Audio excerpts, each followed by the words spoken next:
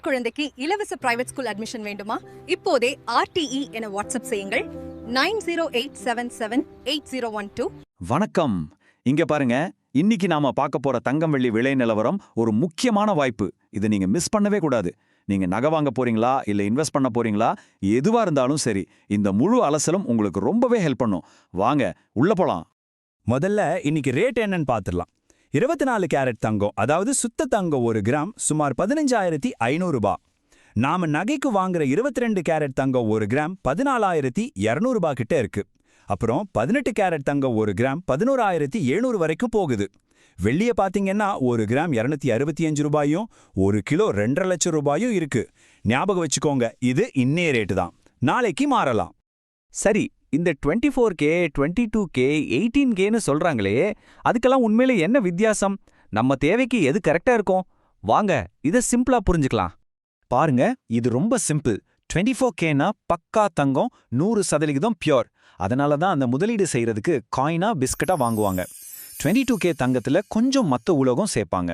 அப்போதான் நகை செய்ய நல்ல ஸ்ட்ராங்கா உறுதியா இருக்கும். 18K தங்கம் இன்னும் கொஞ்சம் கம்மியான தூய்மையோட இந்த ஃபேன்சி ஃபேஷன் நகைகள் செய்ய யூஸ் ஆகுது.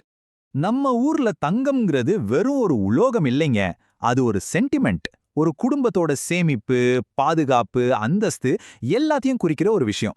அதனாலதான் கல்யாணம் மாதிரி எந்த விசேஷம்னாலும் தங்கம் இல்லாம இருக்காது. சரி, தங்கத்தோட வகைகளை பார்த்தாச்சு, அதோட முக்கியத்துவத்தையும் புரிஞ்சுக்கிட்டோம்.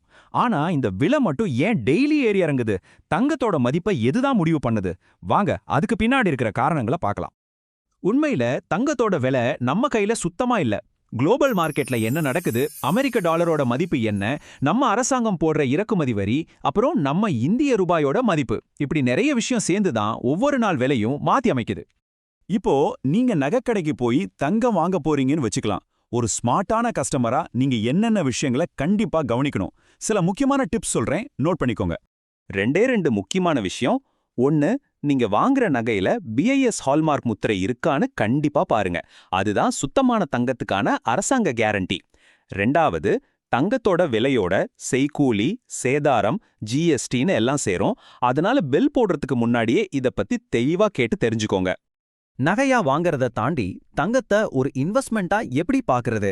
ஏன் பெரிய பெரிய முதலீட்டாளர்கள்லாம் தங்கத்தை ஒரு பாதுகாப்பான முதலீடுன்னு சொல்றாங்க? வாங்க இந்த ஆங்கிள்ல யோசிக்கலாம்.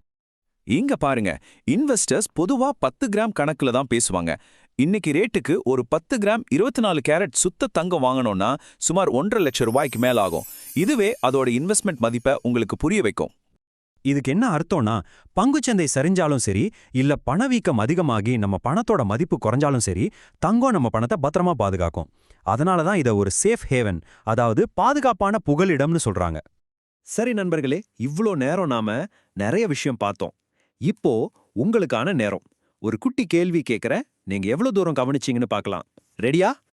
கேள்வி ரொம்ப சிம்பிள். 22 கேரட் தங்கம் அதிகமா எதுக்காக பயன்படுத்தப்படுது?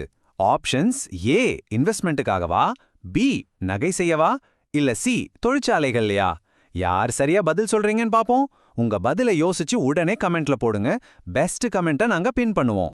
இந்த விளக்கத்தை முழுசா பார்த்ததுக்கு ரொம்ப ரொம்ப நன்றி. இது மாதிரி பயனுள்ள தகவல்களை நாங்க தொடர்ந்து கொடுத்துட்டே இருப்போம். அதனால நம்ம பேஜை ஃபாலோ பண்ணிக்கோங்க.